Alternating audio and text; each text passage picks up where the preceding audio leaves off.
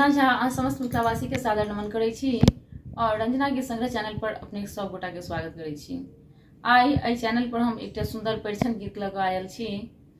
आशा करै छी जहाँ के गीत सुनबा में नीक लागत त आउ सुनी सब गोटा एकटा सुंदर परिछन गीत।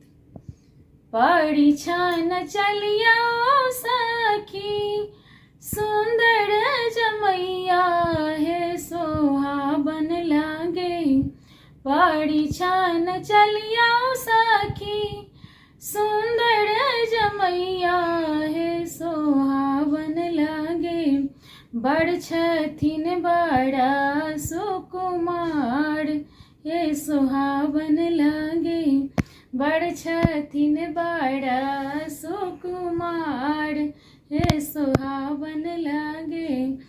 परिछन चलिया सखी सुंदर जमैया हे सोहाबन लागे। बड़ छथिन बड़ा सुकुमार हे सोहाबन लागे। चाम चाम चमकानी सिर केर पाग हे सोहाबन लागे। चाम चाम चमकानी सिर केर पाग हे सोहाबन लागे। नैना के काजर अनूप हे सोहाबन लागे। नैना के काजर अनूप हे सोहाबन लागे। परिछन चलिया सखी सुंदर जमैया हे सोहाबन लागे।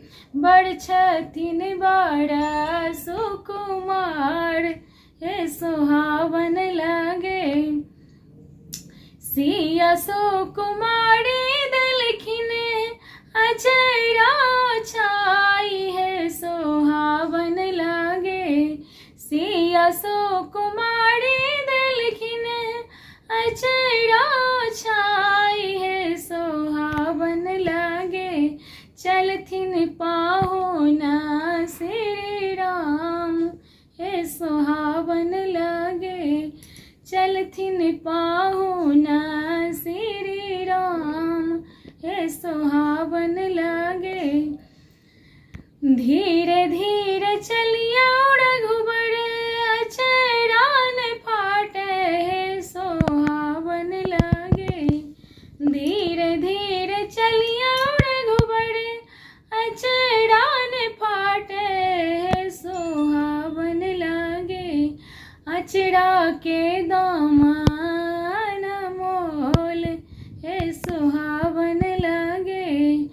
अचरा के दामन मोल हे सोहाबन लागे। परिछन चलिया सखी सुंदर जमैया हे सोहाबन लागे। परिछन चलिया सखी सुंदर जमैया हे सोहाबन लागे। बड़ छथिन बड़ा सुकुमार हे सोहाबन लागे। बड़ छथिन बड़ा सुकुमार हे सोहाबन लागे। आचरा के दाम सोनी हंसला रघुवर जी हे सोहाबन लागे। आचरा के दाम सोनी हंसला रघुवर जी हे सोहाबन लागे। मिथिला के नारी बड़ चतुर हे सोहाबन लागे। गीत सुनबा में केहन लागल कमेंट करके बताएब और हमरा चैनल पर जो कि गोटा नव है तो चैनल के सब्सक्राइब करब, गीत के लाइक करब, नीक लागत और शेयर करब। धन्यवाद।